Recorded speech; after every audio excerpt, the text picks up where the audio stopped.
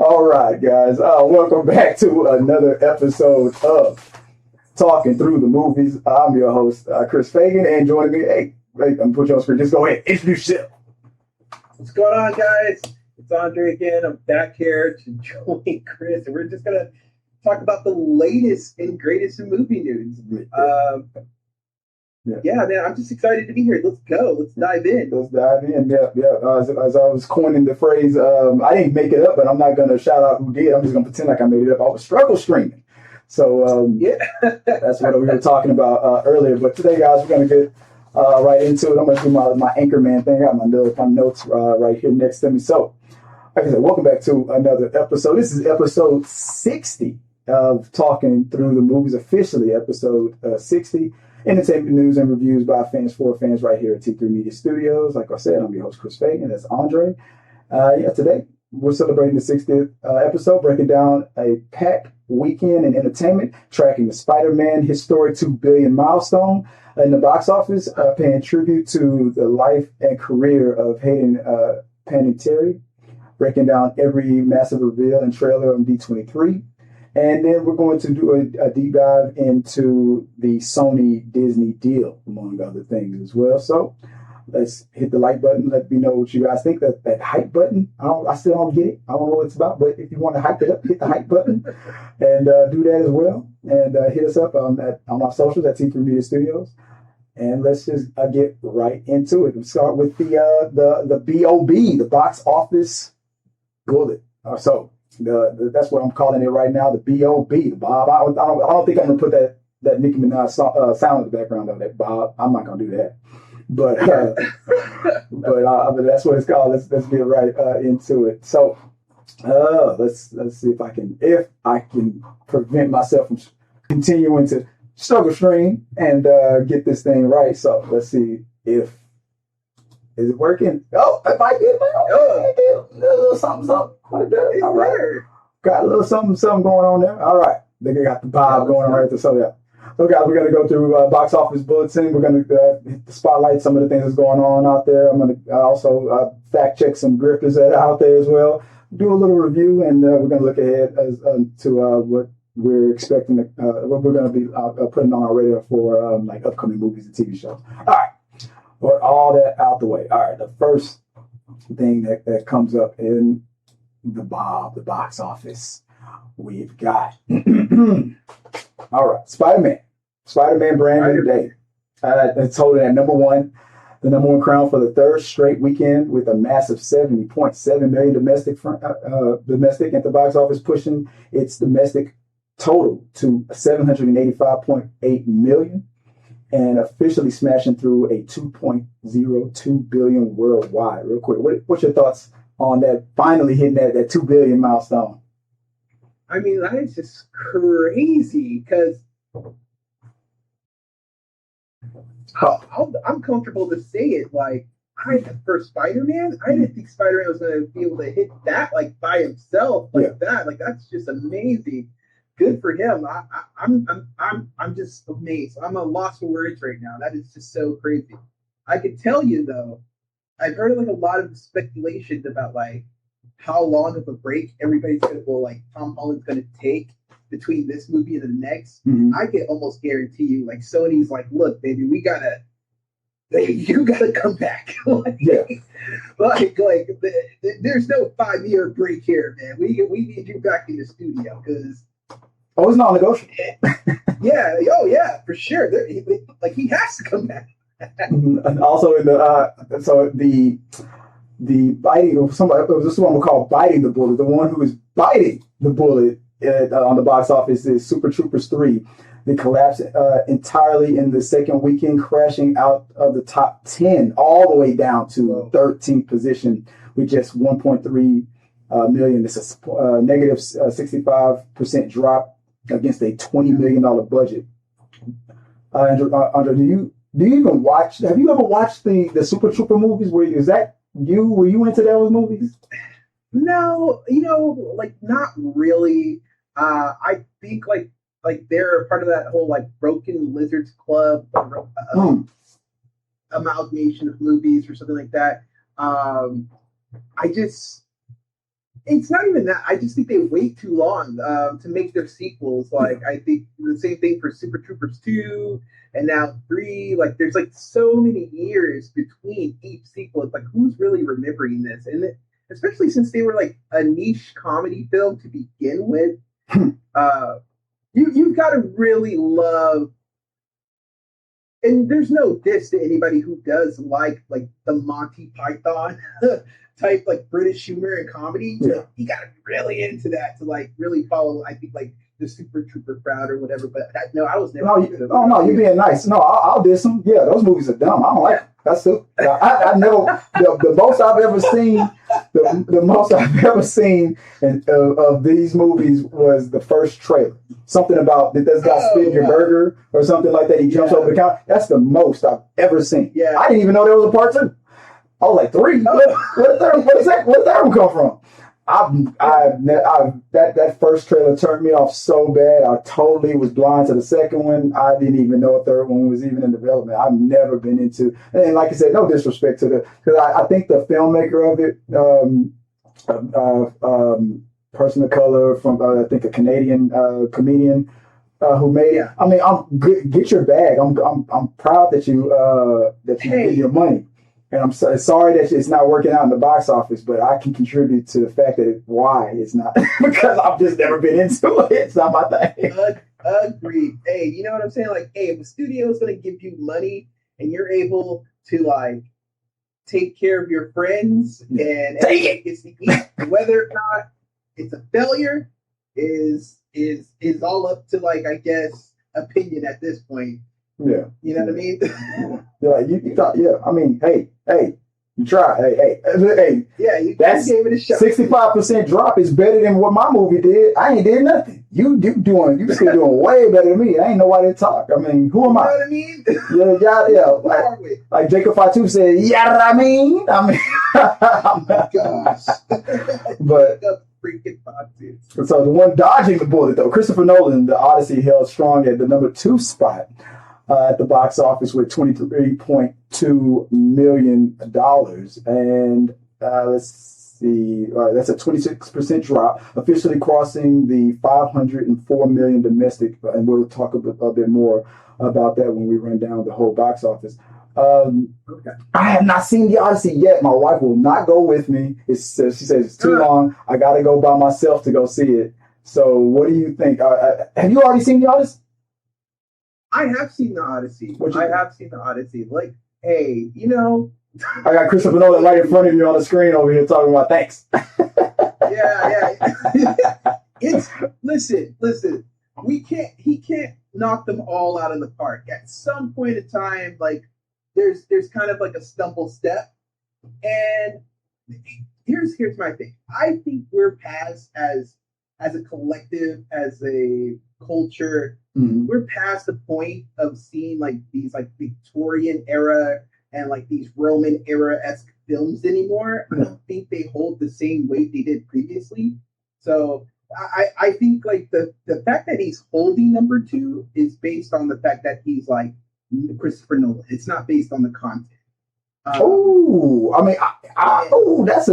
a hot take. I mean, well, to be fair, you've seen it and I haven't because I'm like, well, I can't take that position because I haven't seen it yet. But it's interesting because you have. When you see it, it's like you're like you sound like that meme. He can't keep getting away with this.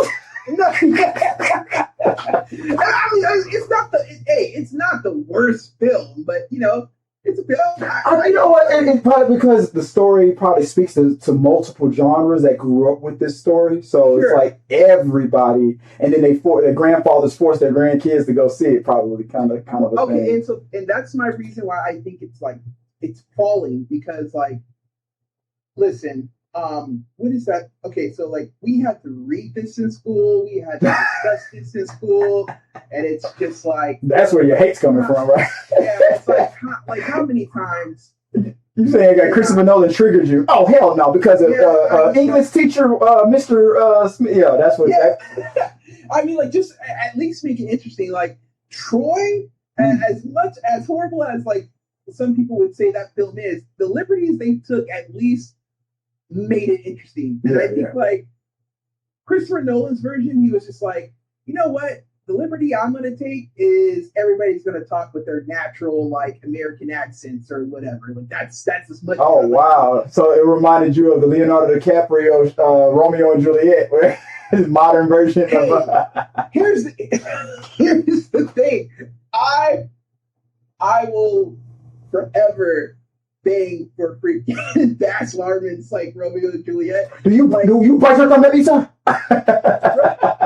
To this day, if my wife asks me a question, I don't want to answer. That is my go-to quote. Do you bite your thumb? I bite my thumb. What is it? A pox or a plague on both your houses, right?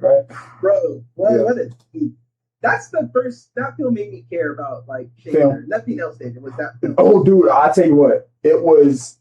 HBO did a cartoon, an animated series of Shakespeare hosted by Robin Williams, and that's what got me into Shakespeare. Robin Williams was hosting it, and watching those cartoons, play those books out, got me into Shakespeare. And then Gargoyles solidified. It was crazy. Okay. Yeah. Okay. So I gotta look up that. Yeah. Look that up. I haven't seen it in a while, but I know I'm not remembering this incorrectly. And guys in the chat, help me if I'm wrong. It was Robin Williams was the host. It was on HBO, and it was animated, and it was awesome, man. I like Macbeth, and I quoted Shakespeare. Anytime I quote Shakespeare, it's because of that versus the book itself. Like, out damn spot. How could the man have so much blood? Like, I'm thinking of the cartoon more than I'm thinking of the book. Yeah, so I gotta watch it. It was The Odyssey and, like, Wuthering Heights. These are, like, things that, like, I think, like, at least for us, right? Yeah. We had to read those books and discuss them in, like, school. So it's just like, you guys got to do something new. Yeah. No, I feel you.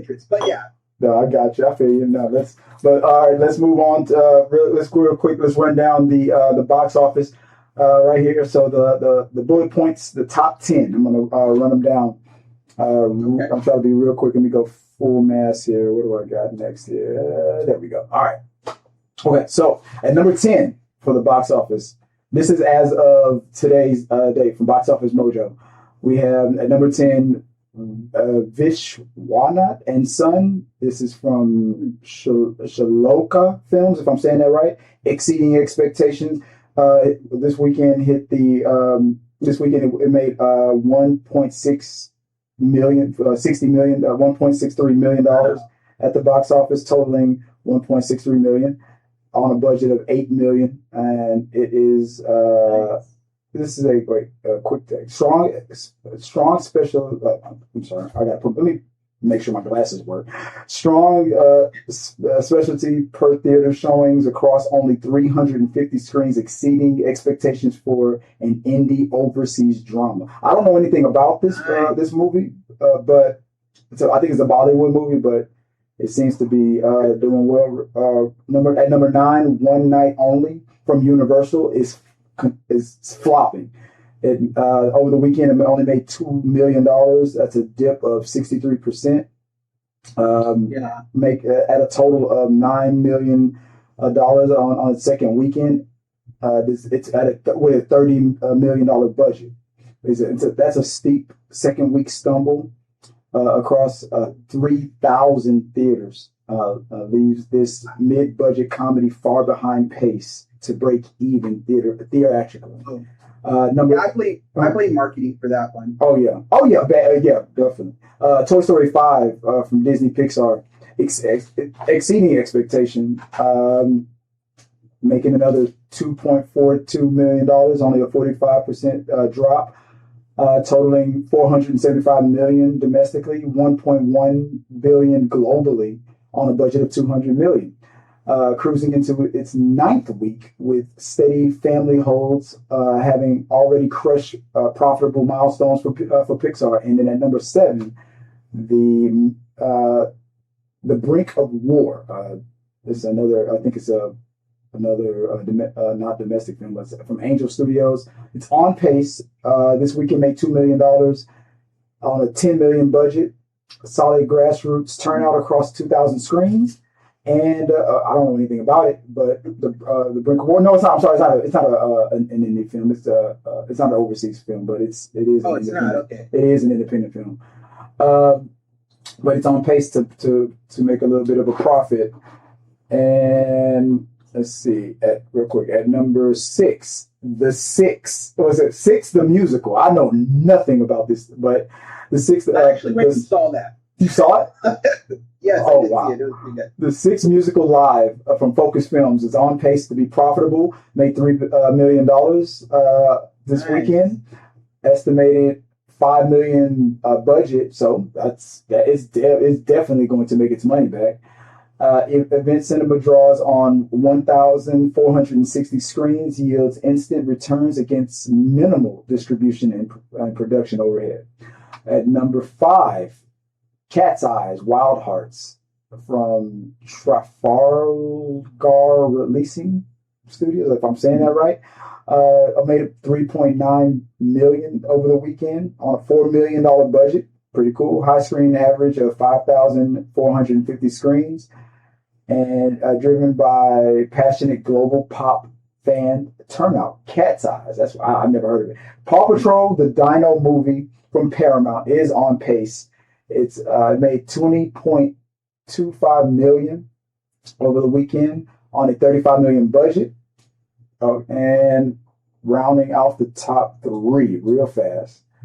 The end of Oak Street made $21.01 million this weekend on a $45 million budget. It's on pace to be profitable. Edges out the family competition to take the top that number 3 spot. And The Odyssey from Universal, that made another $23 million. Total of 504 domestic, 1.2 billion worldwide on a $250 million budget. And then Spider-Man is at number 1 again with $70 million over the weekend, over 785.8 domestic, 2 billion globally. Officially passes Avatar 785.2 to become the number 4 highest grossing domestic release of all time, and only the 8th film in history to crack $2 billion. All right, what stands out to you on this box office right there? I mean, End of Oak Street is that's pretty amazing to me. Real quick, did you know that End of Oak Street is supposedly is in the Cloverfield universe? Well, okay, so yeah, that was going to be my next thing I was going to say. I was I heard that was the link, and so I was like, oh, I guess I'm going to go see this. So that's pretty cool that they did that, and that only means there's going to continue to be more, content coming from that franchise. Which I don't like the continuity of it, because it's like whatever event caused this monster to come to New York on a parallel Earth on another universe, and it also causes people from the present in the neighborhood to be sent to the past. It's not connected. I'm like, that monster isn't from the prehistoric era. It's a monster from another dimension. But yet you got people disappearing in neighborhoods going into the past. Like, that doesn't make sense. Why doesn't the people from that neighborhood disappear and go to that same dimension or something like that? It's like, it's all over the place. Anyway, that's my bad. Go ahead. No, it's all good. No, there's actually. So I mean, I think that's why it's only a theory so far, because there is some timey-wimey stuff happening. If you ask my opinion, it fits closer to Happy Death Day than it does. Where you're just supposed to just shut your brain off and just enjoy everything that's happening. I like the Happy Death Day movies. Yeah, I think they're awesome. Yeah. But the main thing is from the box office was the Spider-Man Brand New Day crossing the $2 billion worldwide mark in just 18 days, marking it the second fastest film in cinematic history to reach that milestone, trailing only Avengers Endgame that did it in 11 days, and beating Avengers Infinity War that did it in 19 days, and Star Wars that did it in 54 days. Next, so that's the box office bulletin. Let's move on to the next thing real quick, because I know you don't have all day. So let's go to Spotlight real quick. Let's put a spotlight on the breaking news real quick, and let's talk about the tragic passing of unforgettable career of Hayden Panettiere. I'm a huge fan of hers, and it was so sad from what was it, TMZ, I think, according to the reports from TMZ and AP. Emergency services responded to a medical emergency call to South Carolina on Sunday, August 16th, where Panettiere was pronounced dead at the age of 36. What do you think about the news that dropped? Where were you when you heard about it? Are you a fan? What did you think about hearing about Hayden Panettiere dying at the age of 36? You know what, like, that's so sad that happened, because like I really thought, like, I was really like rooting for her, because I just saw her on an interview, and like, she just released her book, and it seemed like all, like, things were turning around. I was thinking like something might happen with her and Marvel, because Marvel is like, its foundation is built on the back of giving somebody another chance, Robert Downey Jr. So I thought, like, ooh, it would be so cool to see her like anywhere in like Marvel or Disney to come up, and then find out, like, she just like passed, and that's always some horrible news to kind of hear, especially when it seems like somebody is turning their life around and they never really got that chance to blow up, if you will, And you're right. It felt like she was on that path as well. Her breakout roles. She was a celebrated child and teen star who voiced Princess. She was in what was that movie? A Bug's Life, as well as she was in Pixar's A Bug's Life, becoming one of the youngest Grammy nominees in history, and she played Cheryl Yost in the football classic Remember the Titans. Television and horror stardom defined mid-2000s sci-fi television as the indestructible cheerleader Claire Bennett on NBC's Heroes. That's when I really started noticing her. Save the Cheerleader, Save the World. Earned 2 global nominations as Juliet Barnes in Nashville, and became a beloved slasher icon in Kirby Reed's Scream 4 and Scream 6. Chris and let's see. I'm reading too much of the notes, but I read. I was always a fan of hers, and it's sad. And then when I looked into it, she just passed this August. It's August, it's 16th that she passed. She was a few days away from her 37th birthday, man. Her birthday is like August 21st. Wow, that's crazy. Like, that's just horrible. Like, how much life she didn't live too much for life, man. And you just wish that, like, things were different for people, even though you don't know them, but you watch them grow up in front of your eyes. Yeah, you root for people. Yeah. Real quick, I know you said if I remember correctly, you said in the next 3 minutes, right? You gotta get out. Yeah. So I won't. Yes. I won't.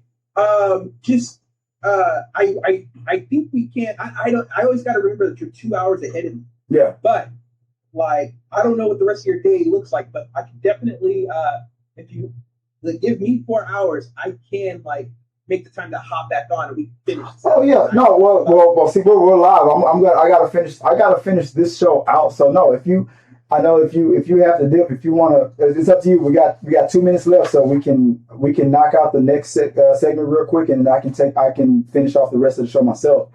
Okay, let's dip into this. Let's knock it out. So real quick, the last but not least, while we still have Andre here, is everything that happened in D23. So let's highlight everything that went on in D23. So one of the first things that happened was the Doomsday teaser trailer. I watched it, and it reveals Robert Downey Jr. as Dr. Doom. What did you think, real quick? What did you think about that reveal, that trailer? I thought it was pretty cool. But you know what was so funny is like the whole time I was watching that, I was thinking like, you know, when Sue Storm is like Victor, she's like Victor's always been the smartest person in the room. Yeah. And I was just thinking like, if I was Mr. Fantastic, I would have been like, hey, what? Because they established how vain he is. Yeah, I was like, hey, not too much on Victor, dog. I'm right here. Do you think that Doctor Doom that we're going to see is from their universe, or do you think he's going to be like he met them later on, or something like that, or do you think they just know a Doctor Doom? No, I do think he will be the Doctor Doom from their universe. Yeah, sure. You know, from Fantastic Four's universe. Yeah, for sure. Yeah, that's cool. Sure. Yeah, I do too. Let's see what else happened in D23. Real quick, I know you got to go right now, but the other thing that happened was the announcement of the Fantastic Four cast. Or the X-Men, right? Yeah, I'm sorry, the Fantastic Four. I'm sorry, I mean X-Men. Yeah, the X-Men cast officially announced. We have Adam Driver as Mr. Sinister, alongside with Indy Navarrete as Rogue, Amara Boyd as Storm, and we got Storm announced. We got Cyclops announced. Professor Xavier, Adam Driver as Mr. Sinister. Real quick before you go, this announcement that happened. What did you think about this? Oh man. Okay, so I'm excited for the potential stories that they're going to be able to tell. But if I'm being honest about the cast, I'm a little bored by it. Ooh. With the exception of Kylo Ren, like there is nothing about this cast that's like. Not even Emma Frost. I like the Emma Frost casting. I don't know. I like Sigourney Weaver. Bro, I'm an Emma Frost stan. Like I always tell people, like. I like Cyclops with Emma Frost more than I like him with Jean Grey. Like I think like that we should just leave that alone. Okay. But there's nothing about this cast like there was just like no adventurous casting done whatsoever. Like it was just like it's just I mean like I don't want to be that guy, and I'm not everything has to be woke, but it was just like milk toast. Like I was like, damn, okay, well, fine. I get it. I get it. I always trust. I know for a fact that Indy did not get the role because of the success of Obsession, because the timing wouldn't make sense. There is no way that Kevin Feige was like, oh, you did great in that movie Obsession, so I'm going to make you Rogue. Kevin Feige is known.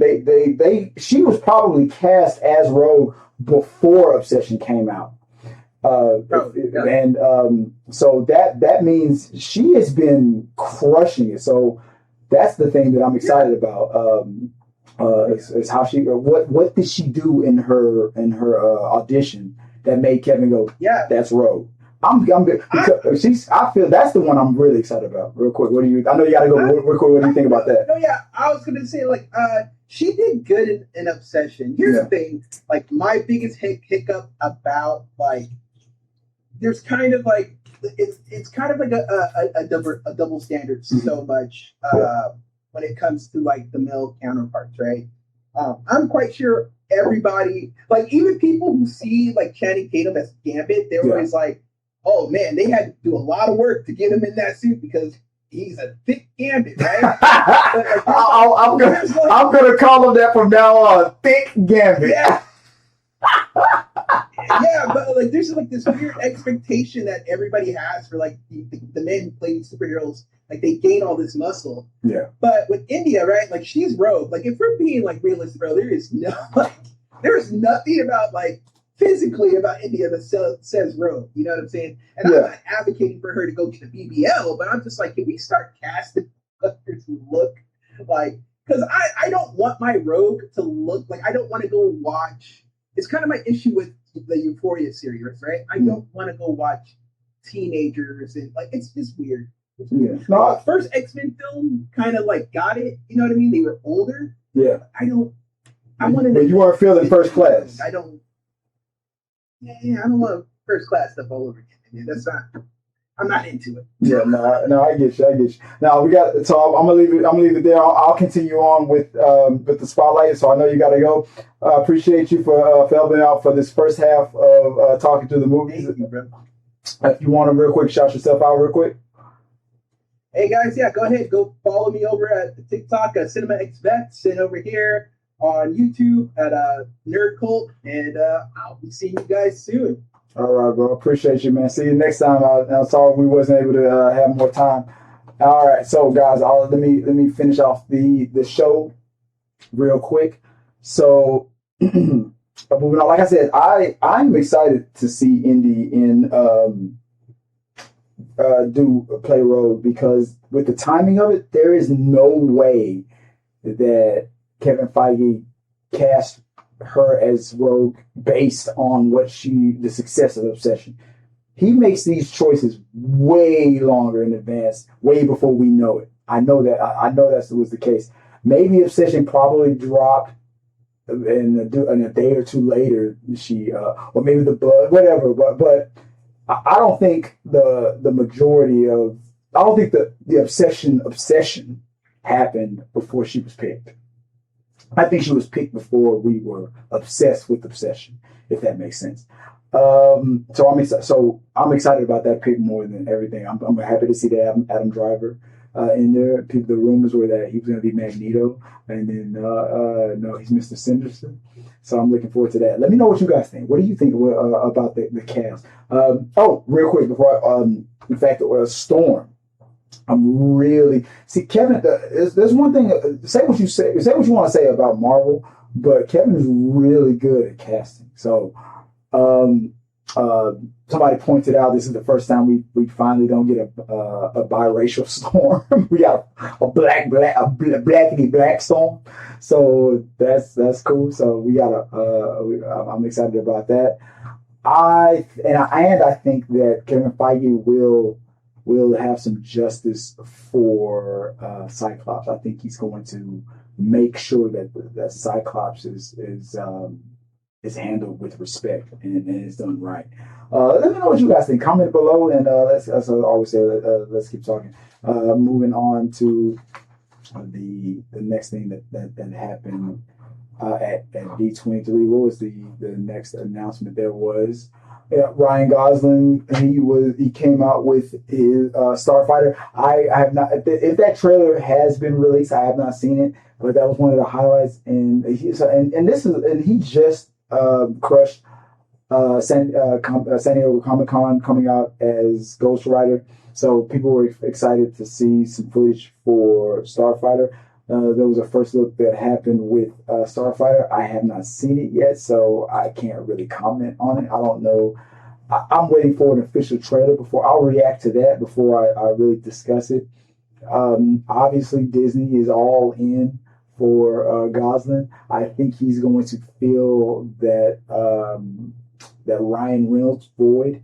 They got Robert Downey Jr. and they got Ryan Gosling. I think that's a powerhouse that they're really focused on right now, and much success to him. Like I said, I did not see that first look. I think it was a teaser, but I have no comment on it because I did not see it. But if you have seen it, and I will watch it later, but let me know what you guys think. What do you think about Ryan Gosling in Disney's Star Wars Starfighter? Let's see. Moving on. What was the next? Let's see. What was the next thing? The Starfighter Vision Quest. That is something that I'm very, very, very interested in. Going back again, Ryan Gosling's Starfighter. It's been a long time since we've had a Star Wars movie. Well, because the reason why I say that because I don't count Mandalorian and Grogu. I'm sorry, I don't count it.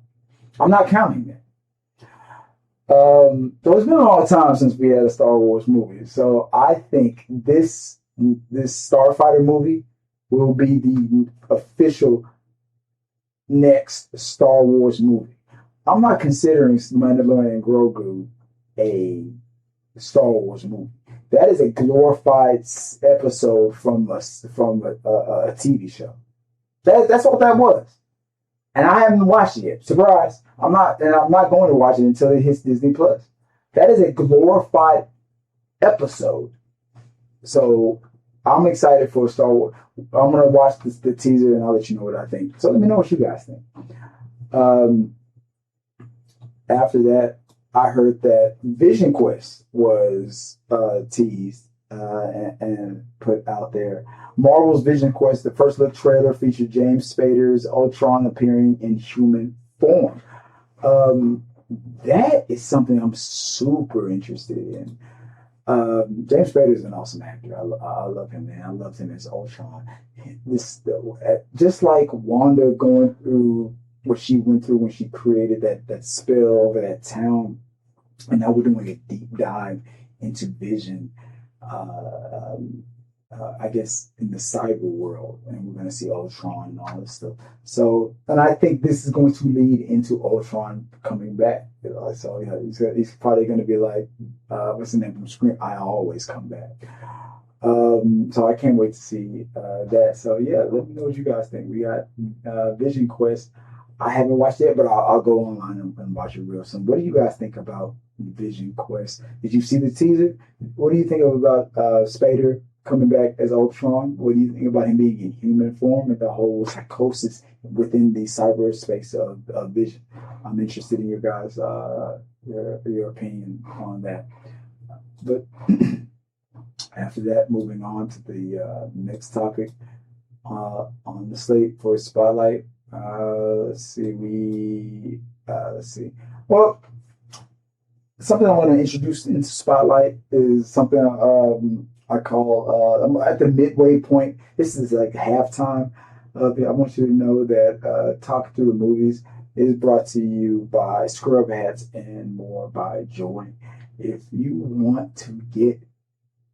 a nurse or in the medical field, Scrub Hats and More by Joy.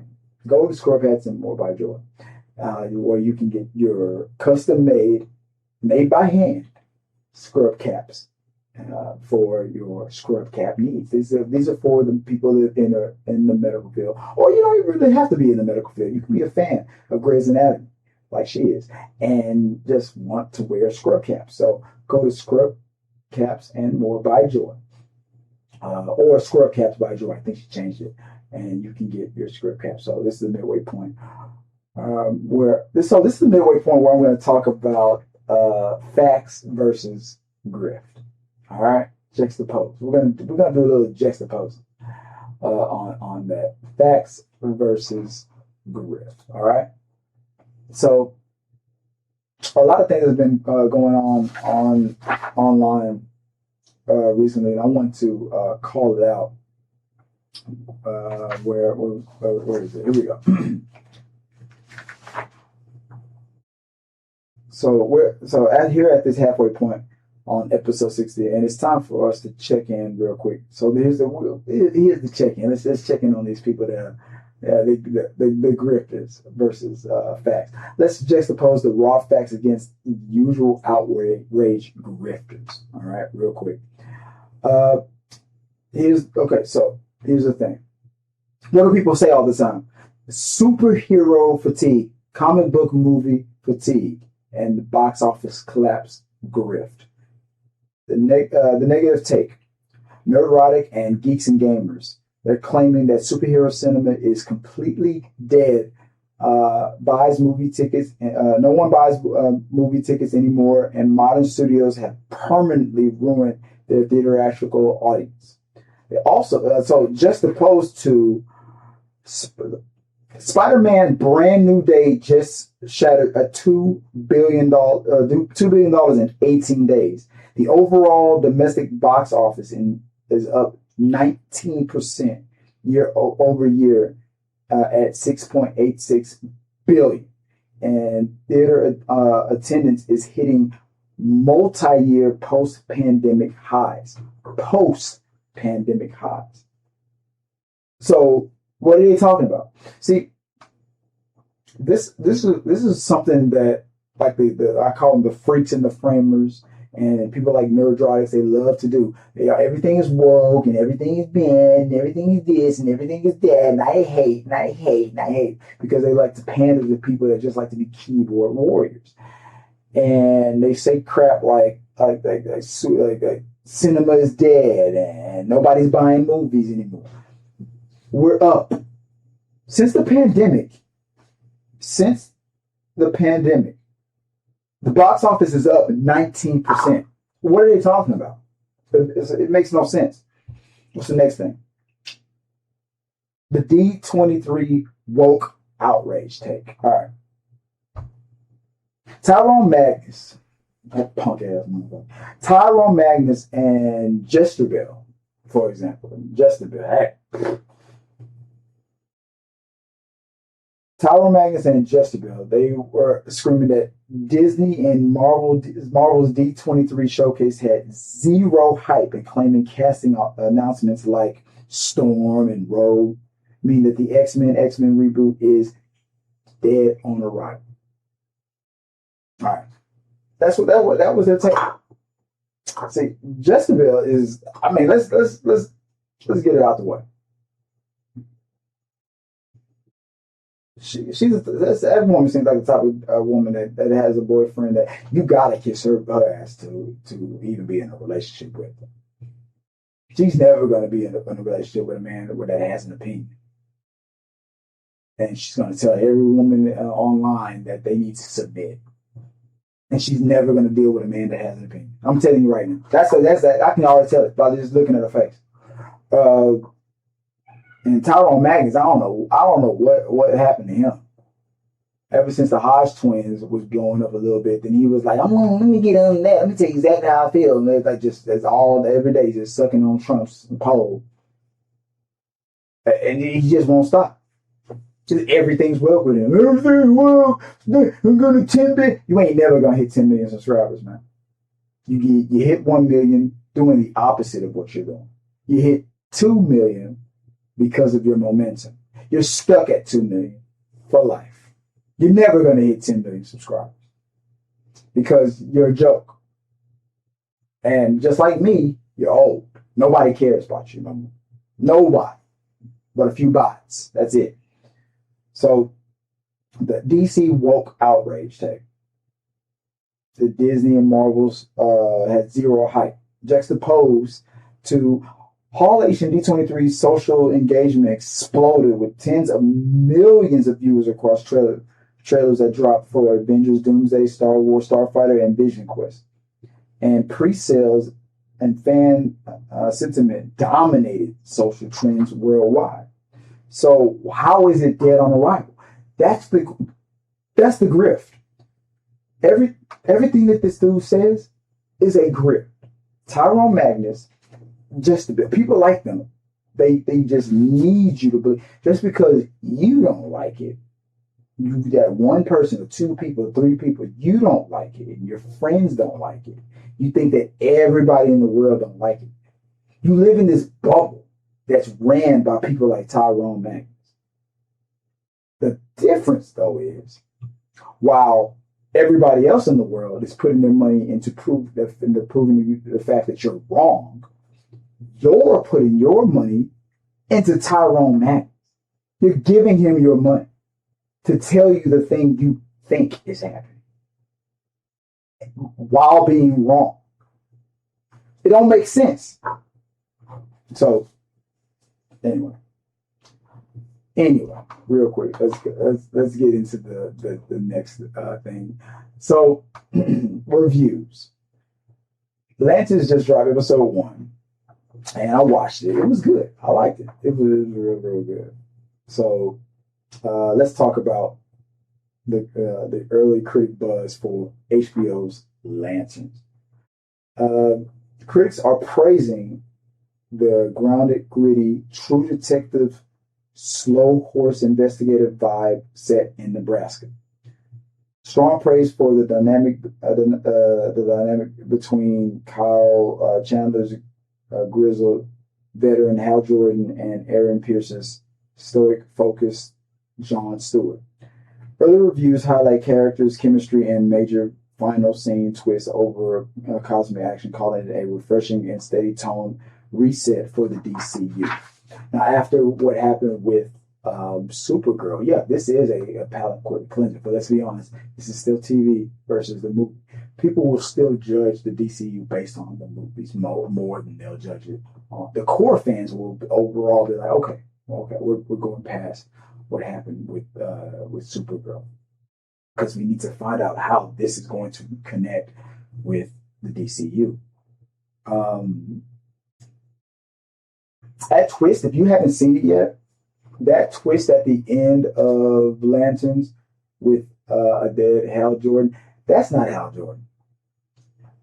The fact that, spoiler alert, the fact that halfway through that episode, you had the ring that had a hologram of Hal Jordan talking about lanterns are supposed to download their memories into the cloud and make a hologram of themselves and blah, blah, blah, blah, blah. And he hadn't done it in 10 years.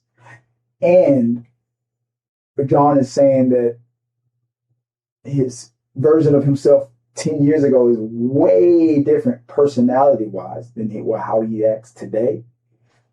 And we dealt with an alien who can mimic a human being all the way down to the DNA, and he proved that they were still an alien.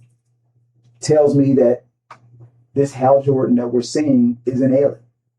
And I bet by the end of the episode, it's giving, what do kids say nowadays? It's giving Secret Wars. It's giving Secret Wars, where Hal Jordan is probably like trapped in some spot being held captive. And he's been in ice for the past, 10 years. That's what it's giving. So I'm thinking that's exactly how it's gonna.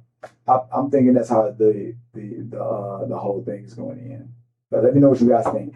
I loved it though. I liked the episode. It did feel have a true detective. It was very, very, very adult more versus what we're getting on screen. So I like the fact that we get the rated R versions of these DC characters versus what we get on the screen.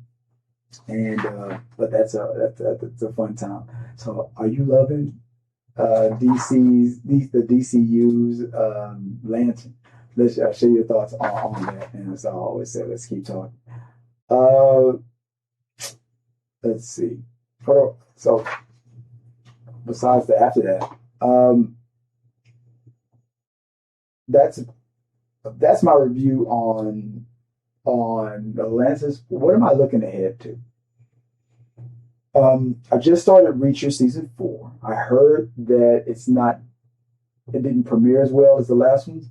But I enjoy Reacher no matter what. I enjoy that actor no matter what. The Prime Video's action heavyweight returns as with Alan Richardson. I love him as an actor, so I'm looking forward to it. I haven't finished episode 1 of season 4, but I'm getting into it. I'm looking forward to Insidious Out of the Further. I'm kind of over that franchise, but I'm still gonna watch. I don't know why. The next terrifying chapter in the Blumhouse horror franchise. I'm looking forward to Coyote versus Acme. Tracking the theater/streaming release slate for the beloved, highly anticipated Warner's comedy, especially everything that's going on with Warner's and Paramount right now. Practical Magic 2. I'm gonna have to rewatch Practical Magic. I haven't seen it since the 90s, man. I know that there's core fans that's huge into it, but I'm not. But I will watch because I'm a fan of Sandra Bullock and Nicole Kidman. So I can't wait to see what's going on with that. And another movie that's coming out called By Any Means. I think starring Wonder Man and Mark Wahlberg, where an FBI agent makes a deal with the mob to get down to get some I guess some, I don't know. I saw the trailer and I'm like, I gotta see that. A high stakes action thriller project hitting theaters. coming soon. So I can't. I'm looking forward to seeing that. So, what are you looking forward to seeing? Like, for looking forward, I'm going to base that on like things that are coming out in the next like 2 weeks to a month. Not going to get too far ahead, but let me know what you're in the box, what you guys are looking forward to. And let's move on to the last topic of the day. Okay, main topic. Um, let's talk about Spider-Man again. Let's bring it all back. Bring it all back to Spider-Man. To celebrate Spider-Man's crossing the 2 billion threshold, let's talk about how the Disney and Sony deal actually work behind closed doors. Okay, so people always have an opinion about how the Disney Sony deal actually works. So in this segment, I'm going to discuss exactly what it's about and how it actually works. So financial and the money split. So under the renegotiation framework, Disney Marvel Studios co-finances 25% of the solo films production budget in exchange for a clean 25% share of the worldwide box office profit. I'm going to say that again. Disney will co-finance 25% of a solo film, a Spider-Man film. Will produce 25% of that budget in exchange for a clean 25% share of the worldwide box office profit. Sony covers the remaining 75% and keeps 75% of theatrical revenue while handling global distribution. So whatever Spider-Man movie makes worldwide, Sony gets 75% of it. After the theaters get their third, whatever's remaining. So $2 billion so far, right? The theaters will probably get a third of that. So we're talking about 600 million, right? Give or take out of two. So now we're at what? 1.4 billion. And then Sony will get 75%. So 75% of the 1.4 billion. And the fact that since Marvel they started this deal, that Spider-Man for the first time in history has become a billion-dollar franchise. Hey, they were getting 75% of movies that were making $900 million. Now they're getting 75% of movies that are making $2 billion. Come on. Well, $2 billion after the theaters take their third. Okay. So it's still more. At the end of the day, as long as they're making with Marvel more than they were making doing it by themselves, this Disney Sony deal will keep going. The real cash is merchandise. Disney retains 100% of all global Spider-Man retail and toy merchandising revenue. A right Sony sold back to Disney in 2011. Sony used to have this right back in the day. And I don't know why they would sell it back if they were thinking. I guess that was maybe after the spectacular, the Amazing Spider-Man, I guess they were just like, and the Sony leaks, I guess they were really thinking, damn, we need help. Just like Marvel needed help back in the 90s when they were selling the rights to their properties and put them in this situation. But to me, it's crazy that Sony would sell the toys rights back. So Disney retains 100% of all global Spider-Man retail and toy merchandise revenue, a right Sony sold back to Disney back in 2011. Even when Sony releases an animated film or a solo blockbuster, Disney makes billions purely from toys and apparel shelves. Marvel Studios gets the rights to utilize Tom Holland's Spider-Man in major MCU assemble events like Avengers, Doomsday, Secret Wars, without paying Sony licensing fees, keeping full profit from the crossover title. So, as far as the financial mechanics and the money split, that's what it is. Every time Tom Holland is in an Avengers movie, or they schedule him for an Avengers movie, so MC, based on with the deal that's going on right now, the MCU Disney does not have to pay Sony anything to have Tom Holland appear in an ensemble like movie like Avengers, Doomsday, or Secret Wars. Now, the artistic and creative mechanics, like creative leads versus final say. Marvel Studios, let's say it again. Marvel Studios and Kevin Feige serve as the primary creative lead, handling script development, director curation, and MCU canon integration. However, Sony retains ultimate legal and financial creative control / distribution authority over solo Spider-Man releases. I'll say this again. Kevin Feige has the say over over everything that Tom Holland Spider-Man does, whether it's in the MCU and or in the solo Spider-Man movie. But if Sony does not like anything that Kevin Feige comes up with for a Sony solo film, they have veto power. They have the right of refusal. They can veto anything that Kevin Feige wants to do. But I do not believe that they can veto anything that Kevin Feige wants to do with Spider-Man in the assembly films. Maybe they do, maybe they don't. Because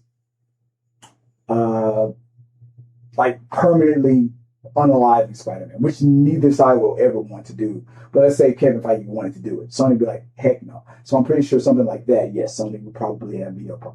So when it comes to the solo movies, if Kevin Feige wants Spider-Man to do something, it's based on continuity and wanting Spider-Man to, for example, New York City can't be destroyed ever in a Spider-Man movie because we're going to need New York City to still exist for other MCU movies.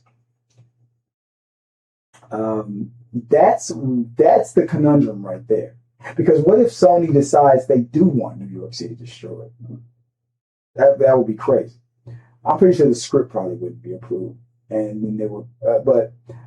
But let's say that, but it doesn't make any sense. Sony would never do that. It's not profitable. But technically, they would have the right of refusal. Marvel Studios gets the rights to utilize Tom Holland Spider-Man in any MCU assemble movie like that. We already established that. Marvel Studios and Kevin Feige serve as the primary creative leads. We've already established that. However, Sony has right of refusal. Here's the symbiotic win. Sony gets across to the MCU sandbox. They get to play in the MCU sandbox. They get high production quality and the $1 billion Marvel brand boost.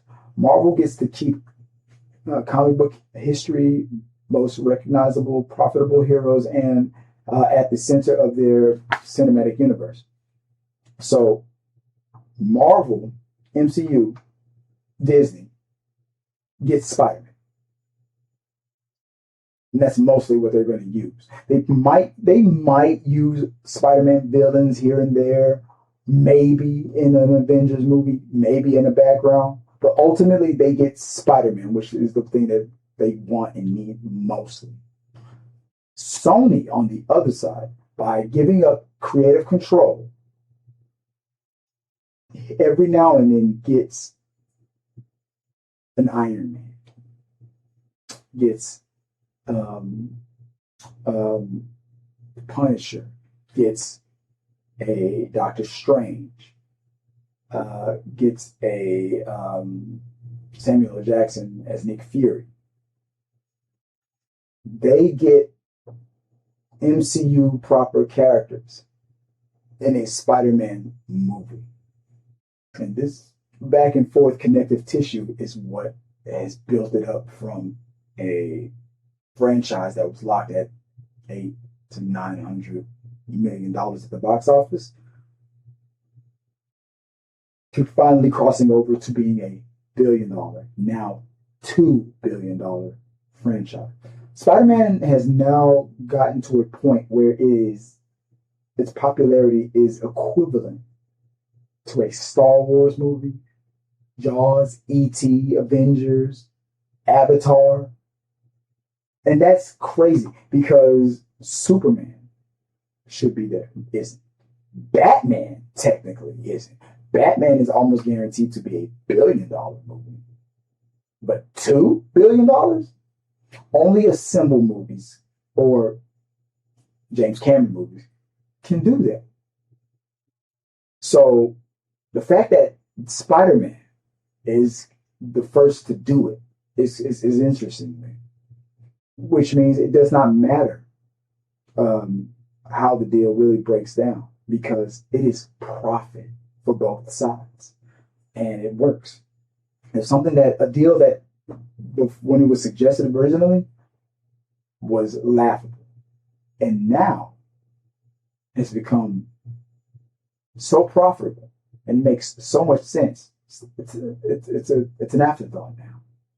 Disney and Marvel will continue forward on this with this venture for a long time,